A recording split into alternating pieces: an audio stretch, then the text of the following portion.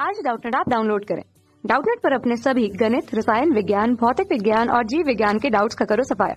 बस प्रश्न की फोटो खींचो, एक ही प्रश्न को क्रॉप करो और तुरंत वीडियो सोल्यूशन पाओ।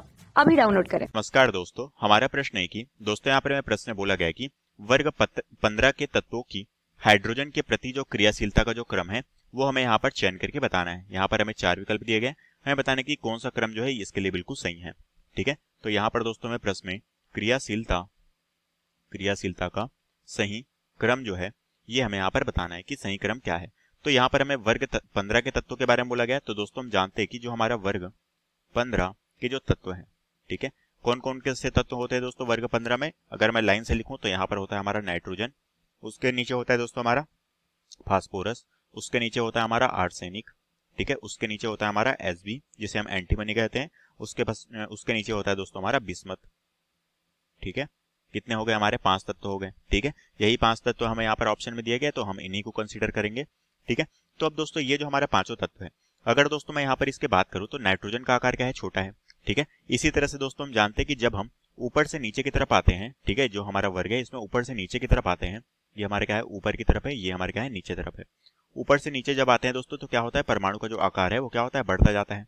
ठीक है, तो इस कंडीशन में क्या होता है, परमाणु का आकार जो है, परमाणु का आकार वो क्या होता है, वो दोस्तों हमारा बढ़ता जाता है।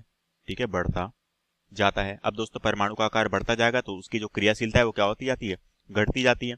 ठीक है, अगर परमाणु का आकार जितना ज्यादा बड़ा होगा तो उसकी क्रियाशीलता क्या होगी, उतनी ही कम होगी।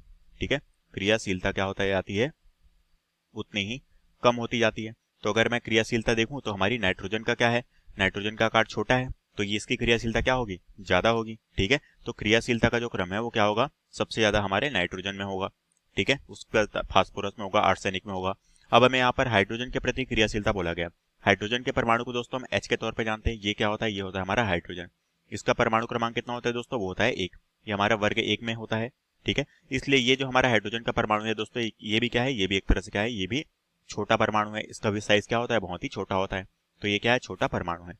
अब दोस्तों यहाँ पर नाइट्रोजन जो है इसका भी आकार छोटा है, हाइड्रोजन का भी आकार छोटा है, तो नाइट्रोजन ही क्या होगा, सबसे अधिक क्रियाशील होगा हाइड्रोजन के साथ। इसीलिए दोस्तों यही नाइट्रोजन और हाइड्रोजन मिलकर क्या करते हैं, ये हमारे NH3 का निर्माण करता है। ठीक है, आसानी से। ठीक है, क्यों, क्योंकि इन दोनों की जो क्रियाशीलता है क्या है, छोटी है, छोटा परमाणु होने के कारण।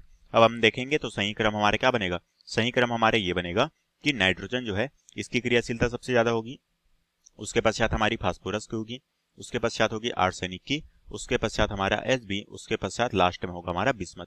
यही दोस्तों हमारा सही क्रम होगा। अब हम देखते हैं कौन सा विकल्प सही है।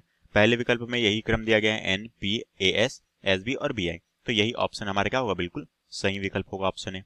यहाँ पर फास्फोरस को बोल दिया गया है पहले नंबर पे तो गलत होगा, बिस्मथ को बोला गया है तो ये दोनों ऑप्शन हमारे क्या होंगे, गलत होंगे। और ऑप्शन ए जो है ये हमारे प्रश्न का क्या होगा, बिल्कुल राइट आंसर हो जाएगा।